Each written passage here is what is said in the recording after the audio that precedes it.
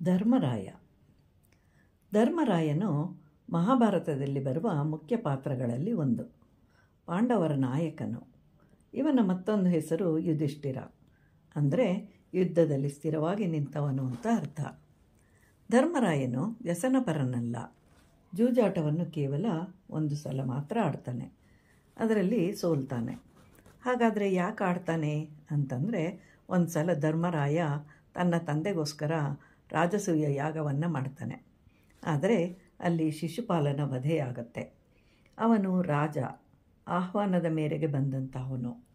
ಅವನ ವಧೆಯಾದದ್ದು ಸರಿಯಲ್ಲ, ಆದರೆ ಅವನು ಒಳ್ಳೆಯವನಲ್ಲ. ಆದರೂ ಶ್ರೀಕೃಷ್ಣನು ಕೊಟ್ಟ ಮಾತಿನಂತೆ 108 ತಪ್ಪುಗಳನ್ನು ಮನ್ನಿಸ್ತಾನೆ. ಆ ಬಳಿಕ ಸಂಹಾರ ಮಾಡ್ತಾನೆ. ಸಂಹರಿಸಿದವನು ಶ್ರೀಕೃಷ್ಣನಾದರೂ ಆ ಘಟನೆ ನಡೆದದ್ದು ಧರ್ಮರಾಯನು ಮಾಡುತ್ತಿದ್ದ ಯಜ್ಞದ ಸಮಯದಲ್ಲಿ. ಆದ್ದರಿಂದ ಧರ್ಮರಾಯನಿಗೆ ಮನಸ್ಸು ಆಂದೋಲನದಿಂದ ಕೂಡಿರುತ್ತೆ. ಯಾಗದ ನಂತರ ಎಲ್ಲರೂ ತಮ್ಮ ತಮ್ಮ ಸ್ಥಳಗಳಿಗೆ ಹೋಗ್ತಾರೆ. ಎಲ್ಲರನ್ನೂ ಬೀಳ್ಕೊಡ್ತಾನೆ.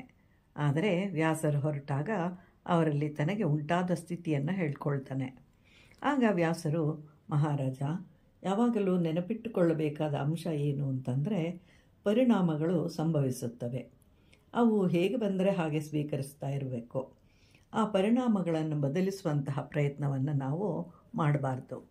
ಆದರೆ ಮಾನವನು ಪರಿಣಾಮಗಳನ್ನು ಬದಲಿಸುವಂತಹ ಪ್ರಯತ್ನವನ್ನು ಮಾಡೋದ್ರಿಂದಲೇ ಆತ ದುಃಖವನ್ನು ಪಡ್ತಾನೆ ಅಂತ ಹೇಳ್ತಾನೆ.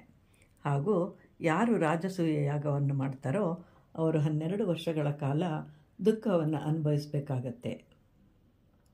ಅಷ್ಟೇ ಅಲ್ಲದೆ ಭಯಂಕರವಾದ ಯುದ್ಧವೂ ಜರುಗುತ್ತೆ. ಇವೆಲ್ಲಕ್ಕೂ ನೀನು ಸಿದ್ಧವಾಗಿರು ಅಂತ ಹೇಳ್ತಾನೆ.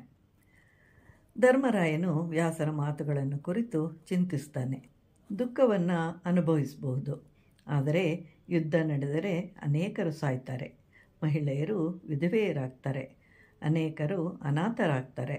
ಆದ್ದರಿಂದ ಯುದ್ಧವನ್ನು ತಡಿಬೇಕು.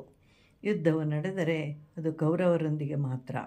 ಆದ್ದರಿಂದ ಅವರು ಏನು ಕೇಳಿದರೂ ಇಲ್ಲವೆನ್ನದೆ ಒಪ್ಪಿಗೆಯನ್ನು ಸೂಚಿಸಿದರೆ ಯುದ್ಧ ನಡೆಯುವುದಿಲ್ಲ ಅಂತ ಹೇಳಿ ಭಾವಿಸ್ತಾನೆ. ದುರ್ಯೋಧನನ್ನು ದ್ಯೂತವಾಡಲು ಕೇಳಿದಾಗ ಯುಧಿಷ್ಠಿರನು ಆಡಲು ಒಪ್ಕೊಳ್ತಾನೆ.